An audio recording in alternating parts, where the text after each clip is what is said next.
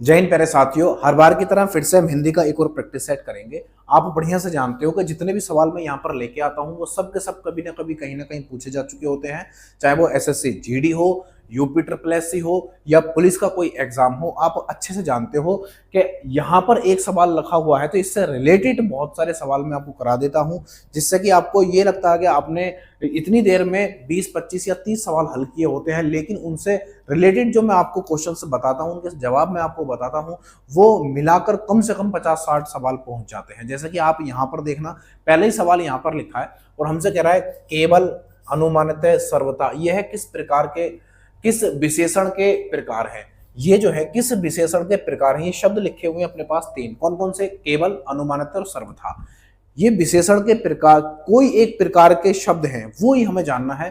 क्या वो रीतिवाचक के हैं, परिमाणवाचक के हैं, स्थानवाचक के हैं या फिर कालवाचक के हैं। तो सबसे पहले तो आपको यहाँ पर ये जानना होगा कि जो विशेषण है ये कितने प्रकार के होते हैं। तो आप कह दोगे ये 4 प्रकार के हो जाते हैं। कौन कौन से? पहले की अगर मैं बात करूं तो पहला हो जाता है यहाँ पर संख्यावाचक। संख्या, क्रम आगे पीछे हो सकता है, उससे कोई दिक्कत नहीं, संख्यावाचक हो जाता है पहला। और दूसरे की अगर मैं बात करूं दोस्तों तो परिमाण हो जाता है। परिमाण होता है, परिणाम नहीं होता। परिमाणवाचक हो जाता है, परिमाणवाचक, ठीक है भाई, परिमाणवाचक हो जाता है दूसरा वाला। और तीसरे की अगर मैं बात करूं तो ये बन जाता है संकेतवाचक। कौन सा? संकेतवाचक, संकेतवाचक हो जाता है। और चौथा जो मोस्ट इंपोर्टेंट होता है, गुणवाचक। गुणवाचक, ये 4 प्रकार के विशेषण होते हैं जो यहाँ पर लिखे हुए। पहली जानकारी आपको इस सवाल से ये मिल गई कि विशेषण 4 प्रकार के होते हैं, संख्यावाचक, परिमाणवाचक, संकेतवाचक और गुणवाचक। अब इनमें से कोई एक है। देखो यहाँ पर आप देखोगे तो रीतिवाचक में क्रिया के होने की जो तरीका है, क्रिया के होने का जो तरीका है, ये कह सकते हो जो उसकी रीति है, समझ रहे हो, उसको बोलते हैं रीतिवाचक। क्या इन शब्दों से आपको किसी क्रिया के होने की प्रक्रिया पता चल रही है? नहीं पता चल रही, ये हमारा आंसर नहीं बनेगा, ये हमारा आंसर नहीं होगा। परिमाणवाचक में क्या होता है? परिमाणवाचक में निश्चितता और अनिश्चित। परिमाणवाचक 2 प्रकार के हो जाते हैं, एक तो होता है निश्चित और एक होता है अनिश्चित। स्थानवाचक में स्थान की बात होती है। तो क्या इन शब्दों से आपको पता चल रहा है स्थानवाचक है? नहीं। क्या इसमें कालवाचक आप देखोगे, चौथा ऑप्शन, तो क्या इसमें समय का बोध हो रहा है? नहीं हो रहा, तो ये भी हमारा आंसर नहीं है, ये भी नहीं है। ऑप्शन नंबर बी इसका बिल्कुल सही है। कैसे? आप देखोगे तो जो परिमाणवाचक होता है 2 प्रकार के होते हैं। पहला होता है निश्चयवाचक, निश्चितवाचक, निश्चितवाचक हो जाता है। और दूसरा बनता है इसमें अनिश्चयवाचक, अनिश्चितवाचक, अनिश्चितवाचक। 2 हो जाते हैं। निश्चयवाचक में क्या होता है? निश्चयवाचक में निश्चितता की बोध होती है। जैसे 2 किलो आटा, मैंने यहां पर लिख दिया 2 किलो, 2 किलो आटा, तो अब निश्चितता को दर्शाता है, यानी क्वांटिटी निश्चित हो चुकी है। 2 किलो आटा या 3 सेर घी, ऐसे लिख सकते हो, 3 सेर घी। सेर भी क्या है? एक तरीके से जो क्वांटिटी को ही बताता है। तो जहां पर निश्चितता की बात होती है तो वहां पर क्या आता है? निश्चयवाचक, परिमाण आ जाता है। और अनिश्चितता में आप देखोगे तो इसमें आता है थोड़ा, थोड़ा घी, मैंने लिख दिया यहां पर थोड़ा घी, पता ही नहीं चल रहा थोड़ा है कितना है। केवल, केवल, केवल। और यहां पर अनुमानित, सर्वथा या पर्याप्त भी आ सकता है। पर्याप्त, पर्याप्त कहते हैं ना, जब भोजन परोसते हैं तो वहां पर कहते हैं नहीं रहने दो, पर्याप्त है। इसके साथ आप ठीक भी लगा सकते हो, ठीक, ठीक भी, उचित भी। इस चीज को ध्यान रखना, ये ठीक पुलिस में पूछा गया था। जो री एग्जाम हुआ था उससे पहले स्टार्टिंग में जो सबसे पहले यूपी पुलिस का एग्जाम हुआ था, 60,244 वैकेंसी का जो कैंसिल हो गई थी, उसमें ठीक आया था। ठीक 18 फरवरी को ठीक शब्द आया था। वो पूछा जा रहा था ये किसके अंतर्गत आएगा, तो परिमाण के अंतर्गत आएगा। ठीक है भाई, तो यहाँ पर केवल, अनुमानित, सर्वथा किसके अंतर्गत आएंगे, तो आप कहोगे परिमाण के अंतर्गत आएंगे। अगर ये पूछेगा परिमाण में कौन से, तो आप कहोगे अनिश्चित, अनिश्चित वाचक, परिमाणवाचक, अनिश्चित परिमाणवाचक हो जाएगा। ठीक है भाई, कौन सा विशेषण बनेगा, तो अनिश्चित परिमाणवाचक विशेषण बन जाएगा। तो ऑप्शन नंबर बी इसका बिल्कुल सही है। ऑप्शन नंबर बी इसका बिल्कुल सही हो जाएगा। ठीक है भाई, अगले पर आते हैं। सारी चीजें जो इससे संबंधित थी मैंने बता दी। अब मुझे नहीं लगता कि कुछ बचा होगा इसमें आपको सीखने लायक या सिखाने लायक। देखना क्या कह रहा है इसमें। ये कह रहा है सवाल नंबर 2, वह आए तो मैं जाऊं, वह आए तो मैं जाऊं, प्रस्तुत वाक्य में कौन सा काल है। यहां पर क्या पूछ रहा है हमसे? काल पूछ रहा है।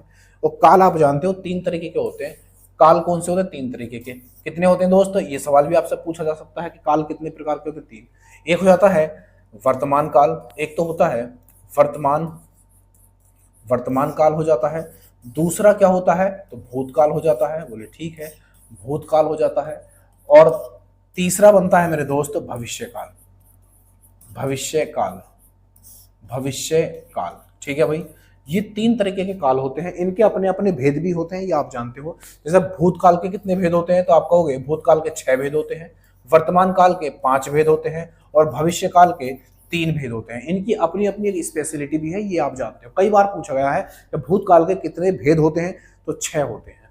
अब पूछ रहा है हमसे, वह आए तो मैं जाऊं, वह आए तो मैं जाऊं, जब एक वाक्य दूसरे वाक्य पर निर्भर होता है, डिपेंड होता है। अब यहां पर देखो भविष्य में क्या होता है दोस्त?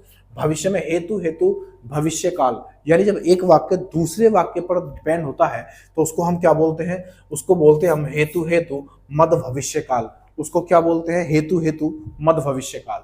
देखो उसका जाना किस पर डिपेंड कर रहा है? उसके आने पर, इसलिए ये क्या हो जाएगा? हेतु हेतु मद भविष्यकाल। भूतकाल में बीती हुई बात होती है कि शायद वो आया था या गया था। भविष्य जो संभाव्य भविष्य काल होता है तो उसमें ये होता है शायद वो स्कूल गया होगा, शायद वो स्कूल गया होगा, नहीं पता, भविष्य की बात हो रही है। सामान्य भविष्य काल के मैं कल स्कूल जाऊंगा, इसमें ऐसा हो जाएगा। तो ऑप्शन नंबर ए इसका बिल्कुल सही है। एक वाक्य दूसरे वाक्य पर डिपेंड है उसकी क्रिया, तो इसलिए हेतु हेतु मद भविष्य काल हो जाएगा। ऑप्शन नंबर बी इसका बिल्कुल सही उत्तर है। ठीक है भाई, अगले पर आते हैं। सवाल नंबर अगला ये रहा मेरे लल्ला। क्या कह रहा है इसमें? इसमें कह रहा है हमसे कोई बच्चा नहीं खेलेगा, कोई बच्चा नहीं खेलेगा, रेखांकित शब्द क्या है? रेखांकित शब्द मैं यहां पर कर देता हूं कोई। ये जो कोई है ये मैंने रेखांकित कर दिया। ये कह रहा है कोई बच्चा नहीं खेलेगा, रेखांकित शब्द क्या है? ऑप्शन नंबर ए परिमाणवाचक विशेषण। परिमाण आप जानते हो, मापने और तोलने की बात होती है, मापने और तोलने की बात हो रही है। क्या यहां पर कोई तोलने की बात कर रहा है? क्या नहीं कर रहा, तो ये हमारा आंसर नहीं बनेगा, आप इस चीज को देखना। फिर यहां पर देखो गुणवाचक विशेषण। क्या गुणवाचक में इसकी कोई गुण बताया जा रहा है? सफेद है, काला है, अच्छा है, बुरा है, कोई ऐसी बात हो रही है? नहीं हो रही, तो ये भी हमारा आंसर नहीं बनेगा। फिर आप देखोगे सार्वनामिक विशेषण। सार्वनामिक विशेषण या फिर सर्वनाम, ये सर्वनाम है क्या?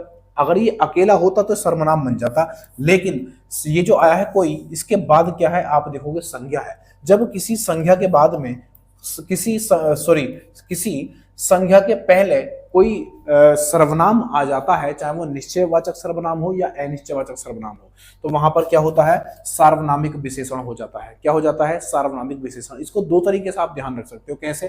कि किसी संज्ञा के पहले कोई अगर सर्वनाम आ जाता है तो उसको हम बोलते हैं सार्वनामिक विशेषण, ऐसे बोल सकते हो।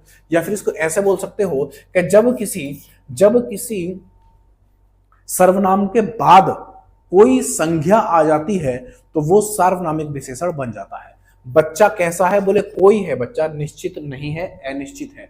लेकिन अगर हमसे और डिटेल में इसको पूछता कि ये सार्वनामिक विशेषण है कैसा वाला, तो अनिश्चित वाचक बन जाएगा। ठीक है भाई, तो अब क्या बनेगा? तो आप कहोगे ऑप्शन नंबर सी इसका बिल्कुल सही है। ऑप्शन नंबर सी इसका बिल्कुल सही है, क्योंकि आप यहां पर देख रहे हो सर्वनाम के बाद क्या है? संज्ञा है, और जब सर्वनाम के बाद संज्ञा होती है मेरे दोस्त तो वो सार्वनामिक विशेषण बन जाता है। जरूरी नहीं कि कोई यहां पर हो, कुछ भी हो सकता है। अगर मैं आपसे पूछूं कि सर्वनाम कितने होते हैं, अगर मैं आपसे पूछूं कि सर्वनाम कितने होते हैं, सर्वनामों की संख्या कितने होती है, तो आप कहोगे सर्वनाम होते हैं 11। कितने सर्वनाम हो जाते हैं? 11। कौन कौन से? ये होते हैं मैं, तू सही बनता है, तुम, तुम्हारा, तुम्हारी, ये सब बनता है। मैं, तू, आप, यह, वह, जो, सो, कौन, क्या,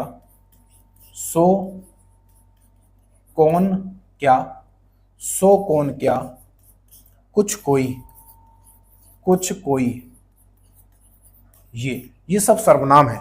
आप यहां पर देखोगे तो ये 11 सर्वनाम है। जो मूल सर्वनाम की संख्या होती है वो 11 होती है। और कोई वाला हमसे पूछा था, कोई यहां पर सर्वनाम है, इसके बाद में संज्ञा है, तो क्या बनेगा? सार्वनामिक विशेषण बन जाएगा। तो 1 2 3 4 5 6 7 8 9 10 11, तो 11 क्या होते हैं? सर्वनाम होते हैं। अगले पर आते हैं। सवाल नंबर अगला ये रहा मेरे अल्लाह, क्या कह रहा है इसमें, राम धीरे धीरे पढ़ता है। इस वाक्य में धीरे धीरे शब्द क्या है? इस वाक्य में धीरे धीरे शब्द क्या है? ये जो पूछ रहा है हमसे, धीरे धीरे के बारे में पूछ रहा है कि राम धीरे धीरे पढ़ता है। हमारा सवाल नंबर है 4। ऑप्शन है संज्ञा है, ऑप्शन बी है सर्वनाम है, ऑप्शन सी है विशेषण है, या फिर ऑप्शन डी है क्रिया विशेषण। क्या बनेगा भाई? तो आप अच्छे से जानते हो ये हमारी क्रिया है, और जब क्रिया की विशेषता बताई जाती है, जब क्रिया की विशेषता बताई जाती है तो उसको क्या बोलते हैं? क्रिया विशेषण बोलते हैं। क्या बोलते हैं दोस्त? क्रिया विशेषण बोलते हैं। लेकिन अगर संज्ञा की, जैसे मैंने लिखा यहाँ पर दक्ष, जैसे मैंने लिखा यहाँ पर दक्ष बहुत, दक्ष बहुत चालाक, चालाक लड़का है, लड़का है, ये मैंने लिखा।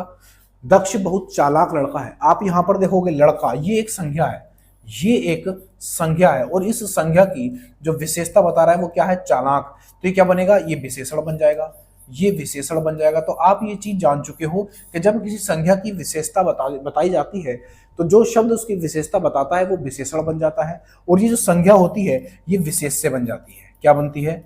विशेष से, ये विशेष से बन जाती है। अब इस चालाक की विशेषता कौन बता रहा है? बोले बहुत, तो ये बनेगा फिर विशेषण, ये बनेगा फिर विशेषण, ये बनेगा फिर विशेषण। ठीक है भाई, सारी चीजें क्लियर हो गई, सारी चीजें क्लियर हो गई। जब किसी संज्ञा की विशेषता कोई शब्द बता रहा होता है तो वो शब्द विशेषण बन जाता है, और वो संज्ञा विशेष से बन जाती है, और उस विशेषण की भी विशेषता बताता है जो शब्द, तो वो शब्द क्या बन जाता है? फिर विशेषण बन जाता है। लेकिन यहां पर मेरे दोस्त क्रिया की विशेषता बताई जा रही थी, तो जब क्रिया की विशेषता बताई जाती है तो बताने वाले शब्द को हम क्या बोलते हैं? तो आप कहोगे क्रिया विशेषण बोलते हैं। कोई दिक्कत नहीं होनी चाहिए। ठीक है भाई, तो ये हमारी यहां पर मेरे दोस्त क्रिया थी, कोई दिक्कत? लड़का वहां पर संज्ञा है और ये यहां पर क्रिया है। दोनों बातों में फर्क है, दोनों ही चीजों में अंतर है। ठीक है भाई, ऑप्शन नंबर डी इसका बिल्कुल सही उत्तर है। अगले पर आते हैं, क्या कह रहा है दोस्त? ये कह रहा है राजा भिक्षु को दान देता है। वाक्य में कौन सा कारक है? वाक्य में कौन सा कारक है ये पूछ रहा है। पहले तो आप मुझे बताओ कारक कितने होते हैं? तो आप कहोगे कारक हो जाते हैं 8। कौन कौन से? कर्ता ने कर्म को करण से, संप्रदान के लिए, अपदान से, संबंध काकी के संबोधन, ये सब चीजें आती है। कौन कौन सा? पहला आता है कर्ता ने, इनके साथ विभक्ति भी लगती है। कर्ता ने कर्म को, कर्ता ने कर्म को करण से, करण से, संप्रदान के लिए, संप्रदान, संप्रदान के लिए, देखो के लिए और को, इसके साथ को भी आता है, इस चीज को ध्यान रखना। को क्यों आता है अभी बताऊंगा। तो कर्ता ने कर्म को करण से, संप्रदान के लिए, अपदान से, अपदान से, इसके साथ से विभक्ति आती है, और यहां पर अलगाव की बात होती है, यानी अलग होने की, अलगाव, अलगाव की बात होती है। ये चीज आप ध्यान रखोगे। संबंध काकी के, संबंध, इसके साथ आता है का, की और के, रारी रे भी आ जाता है। तो 2 3 4 5 6। ठीक है भाई, और क्या बचा? अधिकरण, अधिकरण, अधिकरण में क्या आता है? मैं, पर, ऊपर भी आता है इसमें, ऊपर, ऊपर, ऊपर के बाद यहां पर समय भी आ जाता है, समय, और वो समय अनिश्चित होता है, निश्चित नहीं होता। और एक बचा इसमें क्या? संबोधन, एक बचा इसमें संबोधन, एक बचा संबोधन। ये 8 तरह के हो जाते हैं। अब आप यहां पर देखो, यहां पर को आ जाए, संप्रदान के लिए या फिर को, तो राजा ने भिक्षुकों को दान दिया। अब आप यहां पर सोच रहे होगे, आप यहां पर सोच रहे होगे कि इसमें जो आएगा, इसमें कर्ता ने कर्म को, यहां पर को है ना, तो आप ये वाला आंसर लगा दोगे जो गलत है, जो गलत है। जब कोई चीज किसी दूसरे बंदे को या दूसरे व्यक्ति को, सामने वाले व्यक्ति को हमेशा के लिए दी जाती है तो वहां पर ये वाला को लगता है, और ये आता है संप्रदान में। किस में आता है? संप्रदान में। ये बनेगा चतुर्थ संप्रदान, ये चतुर्थ कारक संप्रदान को जो है को। आप इस चीज को ध्यान रखना, जब कोई चीज हमेशा के लिए दी जाती है, हमेशा के लिए, हमेशा के लिए, जब कोई चीज हमेशा के लिए दी जाती है तो इसमें को आता है, इसमें को निश्चित आता है, ये कोई दिक्कत नहीं है। जैसे राजा भिक्षुकों को, यहां पर को आया है, तो क्या राजा इन भिक्षुकों से जाड़ो निकलने, कोई भी दान उसने दिया है कि दान उससे वापस ले लेगा? नहीं लेगा। जब वापस नहीं लेगा तो यहाँ पर को का इस्तेमाल किया गया, और को ये वाला जो हमेशा हमेशा के लिए चीज दी जाती है तो वो संप्रदान में आती है। किस में आती है? संप्रदान में। तो यहाँ पर क्या आएगा? संप्रदान। क्या आएगा मेरे दोस्त? इसमें संप्रदान आ जाएगा, कोई दिक्कत नहीं होनी चाहिए। ये सवाल कई बार पूछा गया है, और ये भी पूछा जाता है कभी कभी कि राजा ने भिक्षुकों को कंबल बांटे, ये भी आता है, राजा ने भिक्षुकों को या गरीबों को कंबल बांटे। तो ये एग्जाम में आया था, और उसमें जो माना गया था वो माना गया था संप्रदान, और उसकी जो क्या एक्सप्लेनेशन दिया था, व्याख्या की थी, वो इसी चीज को लेकर की थी कि जब कोई चीज हमेशा के लिए दी जाती है तो उसमें को का तो प्रयोग होता है, लेकिन वो संप्रदान के रूप में होता है, ना कि आप कर्म के रूप में लगाओ। Option number C, option number C इसका बिल्कुल सही उत्तर हो जाएगा। ऑप्शन नंबर सी इसका आंसर हो जाएगा, संप्रदान कारक। ठीक है भाई, संप्रदान कारक।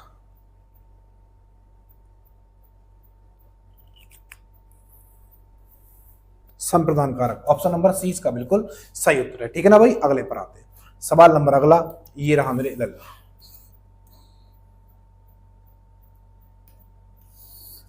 देखना क्या कह रहा है इसमें।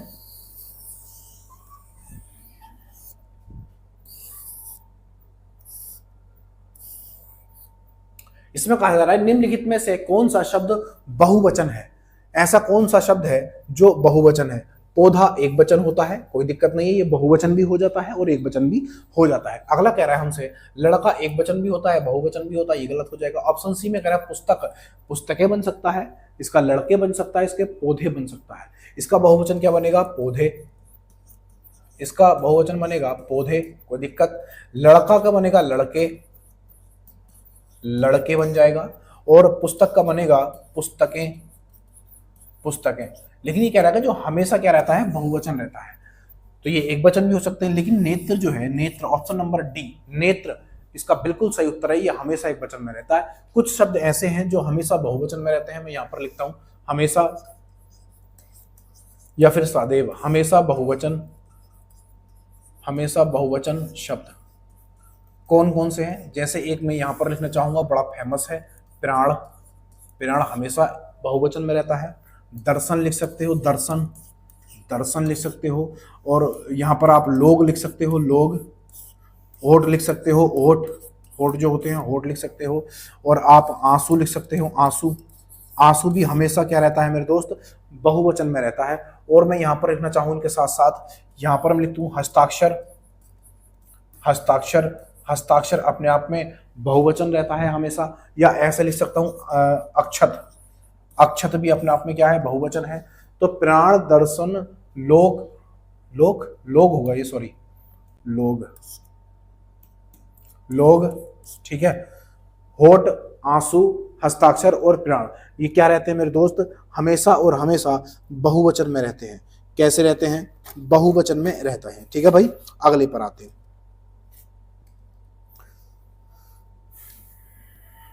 अगले में देखना क्या कर रहा है। सवाल नंबर अगला ये रहा मेरे लल्ला।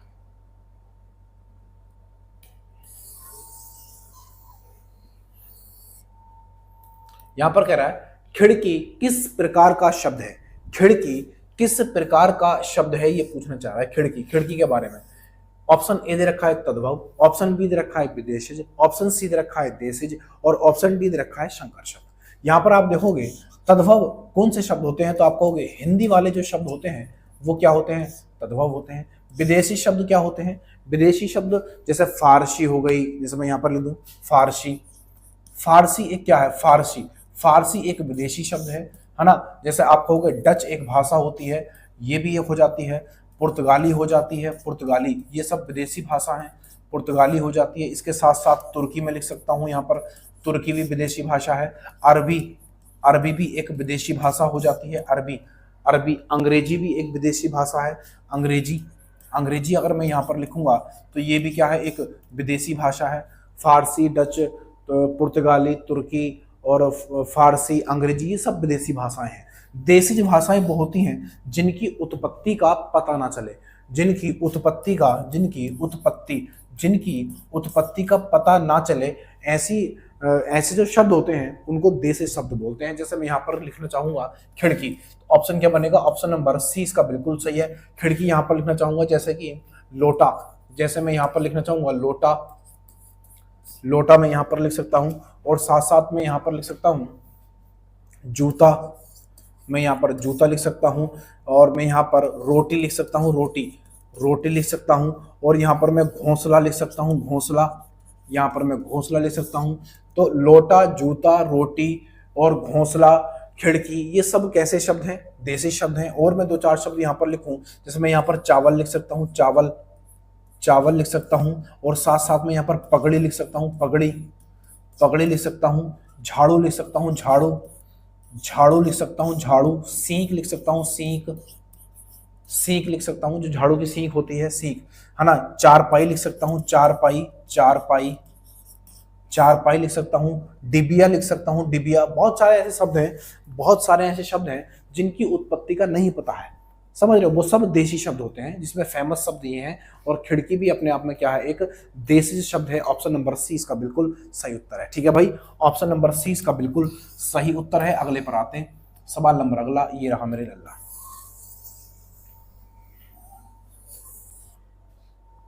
राम अयोध्या के राजा थे, में कौन सा चिन्ह प्रयुक्त हुआ है? कौन सा चिन्ह प्रयुक्त हुआ है? ठीक है भाई, क्या पूछ रहा है? चिन्ह पूछ रहा है हमसे। तो 8वां सवाल आपके सामने है, कह रहा है हमसे कि राम अयोध्या के राजा थे, इसमें कौन सा चिन्ह प्रयुक्त हुआ है? देखो यहाँ पर एक चिन्ह लगना भूल गया, और वो है ये वाला चिन्ह। ठीक है भाई, ये वाला, इस चिन्ह को पूछ रहा है। कौन से चिन्ह को पूछ रहा है? इस वाले चिन्ह को पूछ रहा है कि इसमें कौन सा चिन्ह प्रयुक्त हुआ है। तो आप इस वाले चिन्ह को जानते हो, इस चिन्ह को बोलते हैं क्या? अल्प विराम, नहीं सॉरी, इस चिन्ह को बोलते हैं पूर्ण विराम। क्या बोलते हैं दोस्त? इसको बोलते हैं, इस चिन्ह को बोलते हैं पूर्ण विराम, पूर्ण विराम। ठीक है भाई, ये होता है पूर्ण विराम। इसका अर्थ ये है, इस तरीके से डंडा होता है, और इस डंडे को ही हम क्या बोलते हैं? पूर्ण विराम।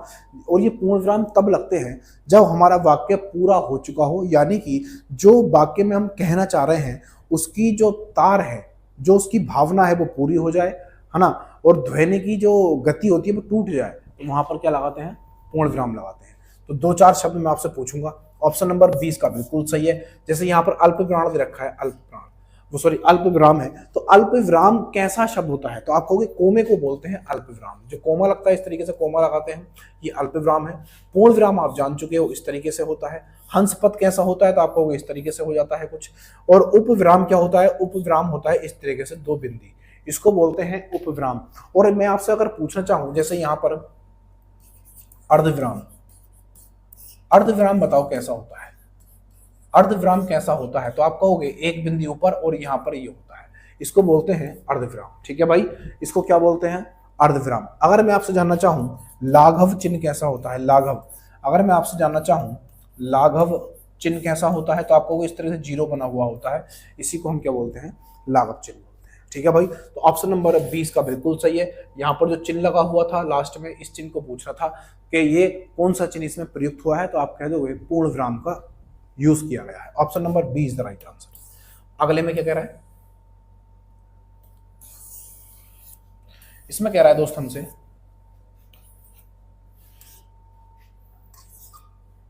इसमें कह रहा है हमसे निम्न में से कौन सा व्यंजन अल्प प्राण है? निम्न में से कौन सा व्यंजन अल्प प्राण है? अच्छा सवाल है, और मेरे हिसाब से आपको इसका आंसर देना चाहिए। देखो इसकी ट्रिक क्या है। अल्प प्राण में पहला यहाँ पर 1 है, इस तरीके से 1 हो गया। यहाँ पर क्या है? ये 3 की तरह है, तो यहाँ पर 3 हो गया। और यहाँ पर पा मतलब 5। तो प्रत्येक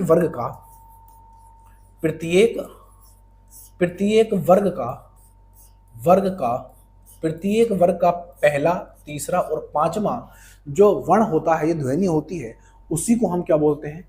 अल्प प्राण बोलते हैं। देखो मैं यहाँ पर अगर चारों लिख दूं, जैसे यहाँ पर लिख दूं, एक लिखा मैंने अल्प प्राण, क्या लिखा मैंने दोस्त? चारों के चारों में आज क्लियर कर दूंगा। यहाँ पर पहला लिखा मैंने अल्प प्राण, दूसरा लिखा मैंने महाप्राण। इस चीज को सीख कर जाओ। ठीक है भाई, अल्प प्राण में क्या होता है? प्रत्येक वर्ग का पहला, तीसरा और 5वां जो वर्ण होता है या अक्षर होता है उसी को हम क्या बोलते हैं, अल्प प्राण बोलते हैं। महाप्राण में प्रत्येक वर्ग का दूसरा और चौथा जो अक्षर या वर्ण होता है उसी को हम क्या बोलते हैं, महाप्राण। एक होता है सघोष, एक होता है सघोष, और मैं यहाँ पर छोटी सी और बात ऐड करना चाहूँ इसी के संबंध में, तो अल्प प्राण में ये रे, ले और वे ये आते हैं। महाप्राण में ट्रिपल से, बड़ा से, छोटा से और पेट चिरासा वाला से और है भी इसके अंदर होता है। ये जो सारी कंडीशन है ये अल्प प्राण में ये हुआ, महाप्राण में ये हुआ। और यहाँ पर मैं लिख दूँ, एक होता है सघोष, एक होता है सघोष, और सघोष को ही हम घोष भी बोलते हैं, ये चीज़ भी आप ध्यान रखना। सघोष होता है और इसी के अंदर एक आ जाता है कौन सा, अघोष, अघोष। ठीक है भाई, ये चार चीजें हैं, एक ये हुई, दूसरी ये हो गई। इस सवाल का जवाब भी हम इसी में से दे देंगे, आप खुद ही दे दोगे, पता नहीं चलेगा। सघोष में क्या होता है, प्रत्येक वर्ग का तीसरा, चौथा और पांचवा वर्ण होता है, और इसमें ये रे, ले, वे और है भी इसके अंदर होता है। ठीक है भाई, ये चीज ध्यान रखोगे। और महाप्राण में अघोष में क्या होता है, अघोष में ट्रिपल से, ये वाला से, ये वाला से और एक ये वाला से, तीनों से होते हैं, इसलिए है नहीं होता। है कूद कर कहाँ जाता है, यहाँ पर आ जाता है। अब यहाँ पर देखो इसमें क्या कहना चाह रहा है, अल्प प्राण। अल्प प्राण में प्रत्येक वर्ग का पहला, तीसरा और पांचवा अक्षर होता है। आप यहाँ पर कै, खे, ये तो दूसरे नंबर पर आता है, दूसरे नंबर पर आता है, इसमें 2 नंबर तो है ही नहीं, तो ये हमारा आंसर नहीं बनेगा। आप थे देखोगे, तय, थे, ये भी किस पर आ रहा है, ये भी दूसरे नंबर पर आ रहा है, और पूछा है अल्प प्राण, तो 2 नंबर तो इसमें है ही नहीं, तो ये भी आंसर नहीं बनेगा। च है यहाँ पर, च, छ, तो ये पहले नंबर पे आ रहा है, किस पे, पहले नंबर पे आ रहा है, और पहला नंबर इसमें मौजूद है, अल्प प्राण में पहला नंबर मौजूद है। ऑप्शन नंबर सी इसका आंसर हो जाएगा, ऑप्शन नंबर सी इसका बिल्कुल सही उत्तर हो जाएगा। पै, फै, फै किस पर आ रहा है, दूसरे नंबर पे आ रहा है, दूसरा नंबर इसमें नहीं है, तो यहां पर हमारा आंसर ये भी नहीं बनेगा। क्या बनेगा, option number C is the right answer. ठीक है भाई, बहुत बढ़िया चीजें हैं, आपको याद करनी चाहिए। अगले पर आते हैं, सवाल नंबर अगला, ये रहा मेरे लल्ला, देखना क्या कह रहा है इसमें।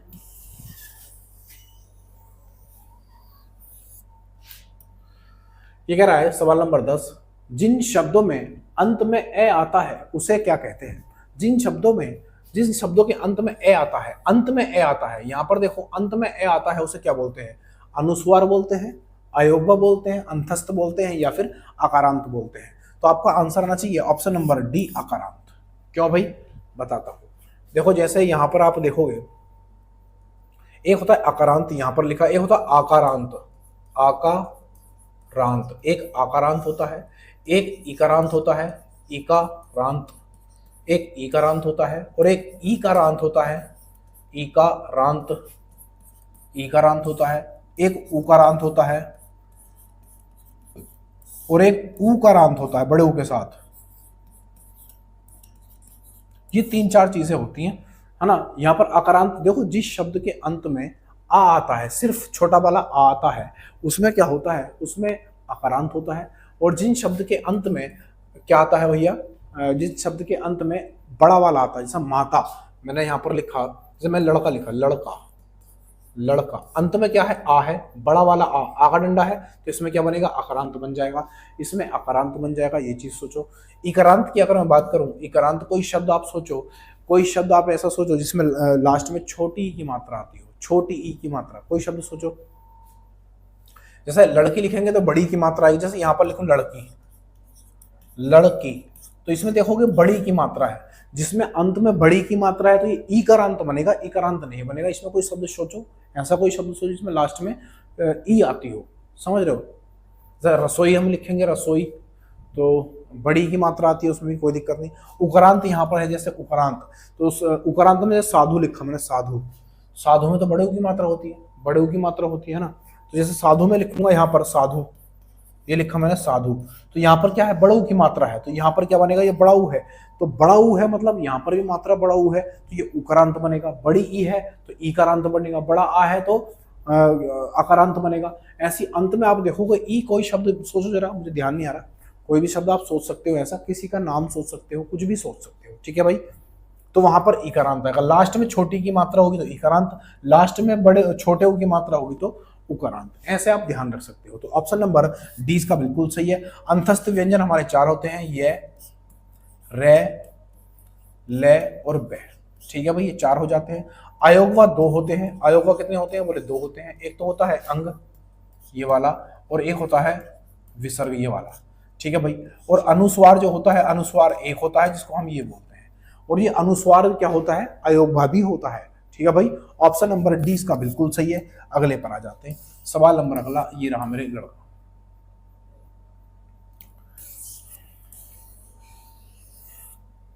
ये कह रहा है वलय शब्द का अर्थ क्या होता है?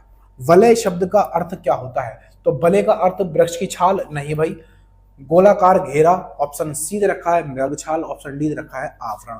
तो ऑप्शन नंबर इसका बी बिल्कुल सही है। गोलाकार घेरे का अर्थ क्या होता है? वलय होता है, या फिर कह सकते हो वलय का अर्थ क्या होता है? गोलाकार घेरा। अगले पर आते हैं। सवाल नंबर अगला ये रहा मेरे लल्ला।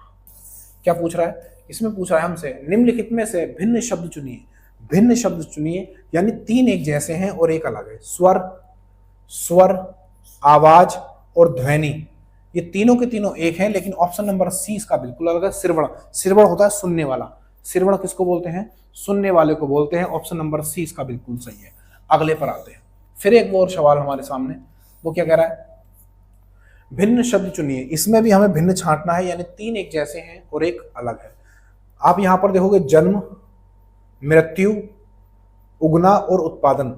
उगना, उत्पादन, ये तीनों शब्द एक जैसे हो जाते हैं। देखो जन्म लेना, किसी का उत्पन्न हो, कोई ना कोई उत्पन्न हो रहा है। उगना, कोई चीज उत्पन्न हो रही है, और उत्पादन, कोई चीज उग रही है, एक ही बात है। लेकिन मृत्यु होता है अंत होना। ऑप्शन नंबर 20 का बिल्कुल सही है। ऑप्शन नंबर 20 का बिल्कुल सही है। अगले पर आते हैं 14। कह रहा है हमसे फूल का तत्सम क्या है? फूल का तत्सम क्या बनेगा? तत्सम पूछा है। तत्सम आप जानते हो क्या होता है? ये संस्कृत वाले शब्द जो होते हैं, संस्कृत वाले जो शब्द होते हैं, उसी को दोस्त हम क्या बोलते हैं? तत्सम शब्द बोलते हैं। तो आप देखोगे पुष्प, पुष्प, पिरसून और सुमन। अच्छा, फूल का पूछा है ना, तो फूल का ऑप्शन नंबर बी बिल्कुल सही है। पुष्प क्या है? एक आप देखोगे तत्सम शब्द है। अगर पुष्प की अगर मैं बात करूं तो ये पुष्प है, इसके पर्यायवाची क्या क्या बनेंगे पुष्प के? तो पुष्प के पर्यायवाची बनेंगे, आप यहां पर देखोगे पून, पुष्प बन जाएगा, बिल्कुल सही है। यहां पर पिरसून बन जाएगा, पिरसून, पिरसून बन जाएगा। सुमन बन जाएगा, सुमन बन जाएगा।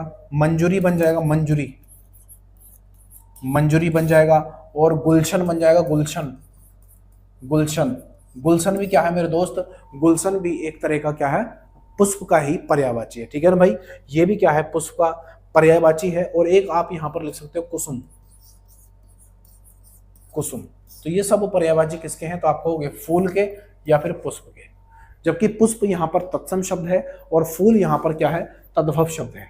ठीक है भाई, ऑप्शन नंबर 20 का बिल्कुल सही है। अगले पर आते हैं। सवाल नंबर अगला ये रहा मेरे लल्ला। क्या कह रहा है इसमें? इसमें हमसे कह रहा है कर्म का तद्भव शब्द बताइए। कर्म का तद्भव शब्द, कर्म क्या है? तद्भव शब्द बता रहे हैं। ये होते हैं हिंदी वाले शब्द। जो तद्भव शब्द होते हैं वो क्या होते हैं? आप कहोगे वो तद्भव शब्द जो होते हैं वो हिंदी वाले शब्द होते हैं। देखो कर्म का जो तद्भव बनेगा वो बनेगा काम। Option number B, sorry, option number A इसका बिल्कुल सही है। ऑप्शन नंबर ए इसका बिल्कुल सही है। जबकि कृत, क्रिया, कार्य, ये कर्म के ही क्या है? पर्यायवाची है, पर्यायवाची। ठीक है भाई, ये इसके पर्यायवाची हैं, ऐसा आप कह सकते हो। ठीक है भाई, लेकिन काम क्या है? अपने आप में एक तद्भव शब्द है, किसका? कर्म का। अगले पर आते हैं। सवाल नंबर अगला ये रहा मेरे लल्ला। क्या कह रहा है इसमें? निम्नलिखित में वर्तनी की दृष्टि से कौन सा शब्द युग्म शुद्ध है? कौन सा? अच्छा, वर्तनी की दृष्टि से कौन सा शब्द क्या है? शुद्ध है। शुद्ध पूछा है हमसे, शुद्ध शब्द। देखो बारात, बसंत, आप देख लो। पहली बात तो बसंत जो होता है, वसंत, वसंत ऐसे भी आप लिख सकते हो और वसंत आप ऐसे भी लिख सकते हो, कोई दिक्कत नहीं है। ये चीज ध्यान रखना, जैसे बिना पेट चिरासा वाला बै होता है, इसमें पेट चिरासा वाला ये गलत हो जाएगा, इसमें पेट चिरासा वाला ये गलत हो जाएगा, इन दोनों में नहीं है। लेकिन आप यहाँ पर देखोगे बारात, देखो हम आम बोलचाल की भाषा में जो यूज करते हैं वो यूज करते हैं बारात, सॉरी क्या यूज करते हैं दोस्त? वो हम यूज करते हैं बारात। तो बारात आप यहाँ पर सिर्फ बोलचाल की भाषा में यूज करते हो, लेकिन लेखन की दृष्टि से या कह सकते हो शुद्ध वर्तने की दृष्टि से गलत है, जबकि सही बनता है इसका बारात, सही बनता है बारात। अब बारात आप यहाँ पर देखोगे तो बड़ा वाला ब है, तो ये गलत हो जाएगा। ऑप्शन नंबर बी इसका बिल्कुल, सी इसका बिल्कुल सही है। ऑप्शन नंबर सी इसका बिल्कुल सही उत्तर हो जाएगा। ठीक है ना भाई, अगले पर आते हैं। अगले में क्या कह रहा है,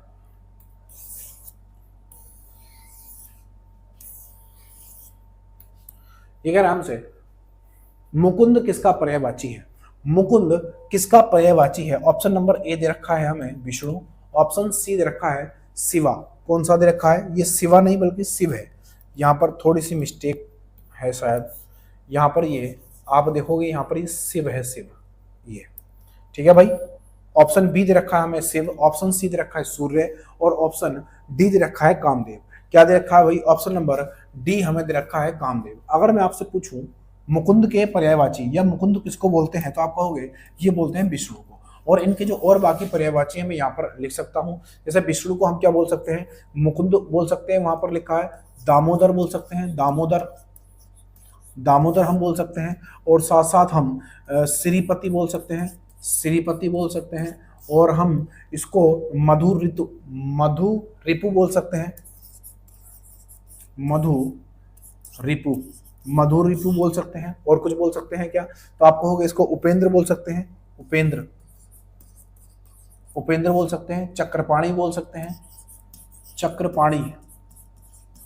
ठीक है भाई, चक्रपाणी भी बोल सकते हैं। तो ये क्या है मेरे दोस्त, इसके पर्यायवाची हो जाते हैं किसके, मुकुंद या विष्णु के। ठीक है भाई, सूर्य और कामदेव ये अलग अलग हैं, ये बाकी चीजें आप जानते हो। ठीक है भाई, अगले पर आते हैं। सवाल नंबर अगला ये रहा मेरे लल्ला। ये कह रहा है हमसे निम्नलिखित वाक्यों में से शुद्ध वाक्य कौन सा है। शुद्ध वाक्य हमें यहां से जानना है, शुद्ध वाक्य। तो आप यहां पर देखो मोहन और गीता गा रहे हैं। पहले तो आप ये जान लो, जब दो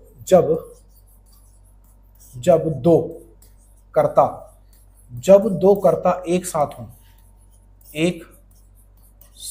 हों तो क्रिया बहुवचन होती है। कैसी क्रिया बहुवचन होती है, बहुवचन होती है। ठीक है भाई, ये चीज आप जानो। तो बहुवचन होती है, तो आप यहां पर देखोगे तो क्रिया यहां पर एक वचन है, यहां पर भी एक वचन है। ऑप्शन नंबर ए भी खत्म, बी भी खत्म। पहली बात तो आप ये जान लो। दूसरी बात यहां पर देखो, मोहन और गीता गा रहे हैं, या फिर ऑप्शन डी है मोहन और गीता गा रही हैं। जब दो कर्ता एक साथ जुड़ते हैं तो बहुवचन तो आता ही है, लेकिन आप यहां पर देखोगे जो बहुवचन आएगा, जो क्रिया आएगी वो कैसी होगी, पुल्लिंग होगी, पुल्लिंग। तो मोहन और गीता गा रहे हैं, ऑप्शन नंबर सी इसका बिल्कुल सही है। मोहन और गीता गा रहे हैं, ये गलत हो जाएगा। रही है मतलब यहां पर भी अगर लड़की होती, जैसे गीता है, अगर यहां सबिता होती, सबिता ऐसे, सबिता और गीता गा रही हैं, अब ठीक हो जाता। लेकिन यहाँ पर मोहन है, तो यहाँ पर पहले वाले के हिसाब से क्रिया आएगी, और क्रिया कैसे आएगी, पुल्लिंग। ऑप्शन नंबर सी इसका बिल्कुल सही है। ठीक है भाई, अगले पर आते हैं। सवाल नंबर अगला ये रहा मेरी लल्ला।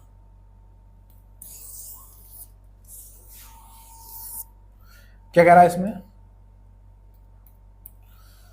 एक बार कही बात को दोहराते रहना, वाक्यांश के लिए एक शब्द कौन सा है।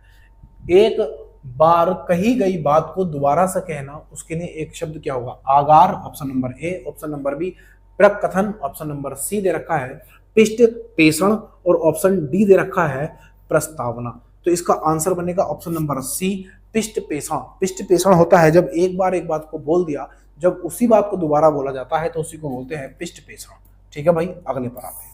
सवाल नंबर अगला ये रहा मेरे लल्ला। यहां पर दिया हमें डेड डैश, यहां पर दिया है डेड डैश, और फिर कह रहा है चंगा तो कटौती में क्या होगी भैया, गंगा। गंगा, ये कहावत आपने खूब सुनी होगी। मैं कहावत हर बार एक आध लेके आता हूँ, लोगों से लेके आता हूँ, क्योंकि पूछी जाती है। तो आप कहोगे मन चंगा, मन चंगा तो कटौती में गंगा। कहां पर है, यानी कि मन और गंगा, ये हमारा ऑप्शन होगा, यानी आंसर होगा। बताओ क्या होगा, तन है यहाँ पर, गलत हो जाएगा ऑप्शन नंबर ए में। मन और गंगा ऑप्शन नंबर बी इसका बिल्कुल सही है। विचार जल, धन और यमुना नहीं होगा। यानी ऑप्शन नंबर ये दोनों भी क्या होंगे मेरे दोस्त, गलत हो जाएंगे। ऑप्शन नंबर 20 का बिल्कुल सही है, मन चंगा तो कटौती में गंगा। ठीक है भाई, तो आज के लिए मेरे दोस्त इतना ही रखते हैं। क्लास अच्छा लगा हो, वीडियो आपको पसंद आई हो, कंटेंट आपको अच्छा लगा हो तो लाइक शेयर सब्सक्राइब करके जरूर जाना, और वीडियो को कहीं ना कहीं प्लीज शेयर कर देना। बहुत मेहनत लगती है दोस्तों क्लास को करने में। तब तक के लिए जय हिंद, जय भारत। कल मिलेंगे सबके साथ, हंसते रहिए, मुस्कुराते रहिए। जय हिंद।